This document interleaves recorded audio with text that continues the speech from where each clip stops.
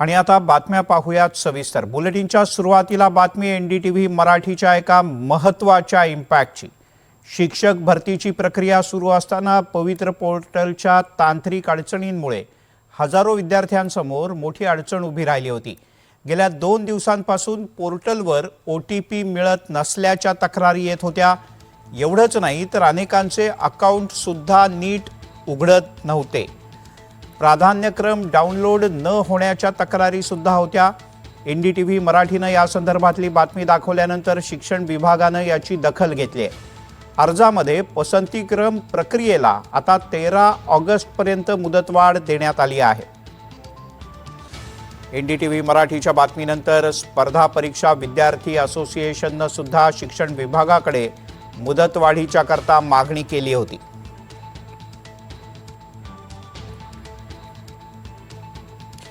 NDTV मराठीने या बातमीचा पाठपुरावा केला आणि त्याची दखल सरकारला घ्यावी लागली। प्रशासनाने आज शेवटचा दिवस होता पण त्यात वाढ केली आणि 13 ऑगस्ट पर्यंत आता मुदतवाढ देण्यात आली आहे।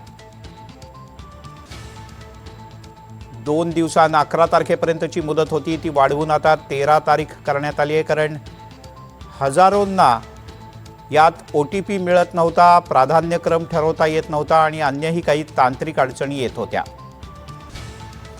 प्रांजल कुलकर्णी आपले प्रतिनिधी आपल्यासोबत आहेत। प्रांजल, अखेर शिक्षण विभागाला दखल घ्यावी लागली।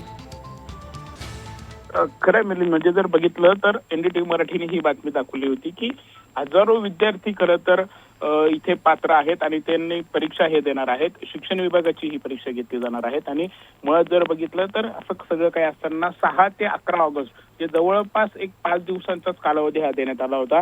मात्र या कालावधीमध्ये देखील OTP जनरेट न होणे, अकाउंट न ओपन होणे, त्यासोबतच प्राधान्यक्रम डाउनलोड न होणे अशा अनेक अडचणींचा सामना विद्यार्थ्यांना करावा लागत होता। दरम्यान एनडीटीव्ही मराठीने ही बातमी दाखवल्यानंतर आता शालेय शिक्षण विभागाने याची दखल ही घेतलेली आहे आणि प्राधान्यक्रम लॉक करण्याची जी मुदत आहे जी 11 पर्यंत देण्यात आली होती ती आता 2 दिवस वाढवण्यात येऊन 13 तारखेपर्यंत ती वाढवण्यात येणार आहे। यासोबतच जिथे 5 सर्व्हर हे काम करत होते त्या सर्व्हरची संख्या देखील 5 वरून 8 वरती करण्यात आलेली आहे। त्यामुळे एकंदरीत जर बघितलं तर शिक्षण विभागाने दखल घेतलीत आणि विद्यार्थ्यांना कुठेतरी दिलासा देण्याचा प्रयत्न जो आहे तो करण्यात आलेला आहे। पवित्र पोर्टलवरती सध्या जर बघितलं तर स्वप्रमाणपत्र पूर्ण असलेले 1,70,108 उमेदवारांकडून प्राधान्यक्रम जनरेट करणे आणि लॉक करण्याची कार्यवाही जी आहे ती सध्या सुरू आहे आणि मुदत जी आहे ती 11 पर्यंत होती, आता 13 तारखेपर्यंत देण्यात आली। त्यामुळे आता ही प्रक्रिया जी आहे ती सुलभ व्हावी, 13 तारखेपर्यंत तरी विद्यार्थ्यांना कोणत्याही अडचणीचा आता सामना करावा लागू नये एवढीच अपेक्षा आता आपण। प्रांजल, मी तुला थोडंसं थांबवतो। या स्पर्धा परीक्षा देणाऱ्या विद्यार्थी संघटनेचे जे अध्यक्ष आहेत महेश घरबुडे आपल्यासोबत आहेत। महेशजी, स्वागत आहे आपलं। मोठा दिलासा आहे सगळ्या विद्यार्थ्यांना। येस सर, नक्कीच। आणि विशेष एनडीटीव्हीचे आभार मानेल की त्यांनी हा विषय लावून धरला आणि आज विद्यार्थ्यांना दिलासा मिळतोय। उद्या मुदत संपत होते 10 तारखेला, परंतु 13 तारखेपर्यंत मुदतवाढ दिल्यामुळे यासाठी लाखो विद्यार्थ्यांना आता फॉर्म भरता येणार आहे। आज दिवसभर अनेक विद्यार्थ्यांना OTP मिळत नव्हता, तांत्रिक अडचणी येत होत्या, सर्व्हर डाऊन होतं, याचा कुठेतरी पाठपुरावा आणि एनडीटीव्हीने पुढे आणला आणि त्याला मुदतवाढ मिळाली। हे तर खरं सर्व विद्यार्थ्यांसाठी दिलासादायक निर्णय आहे आणि विशेष एनडीटीव्हीचे मी आभार मानेल। महेशजी, धन्यवाद आणि शुभेच्छा तुम्हाला की तुम्हाला आता मुदतवाढ मिळते। अनेक विद्यार्थ्यांना आपापल्या पसंतीक्रम निवडणं आणि या सगळ्या गोष्टी शक्य होतील। तुम्हाला सगळ्यांना परीक्षा ही उत्तम जाओ यासाठी शुभेच्छा। Yes, thank you sir, thank you.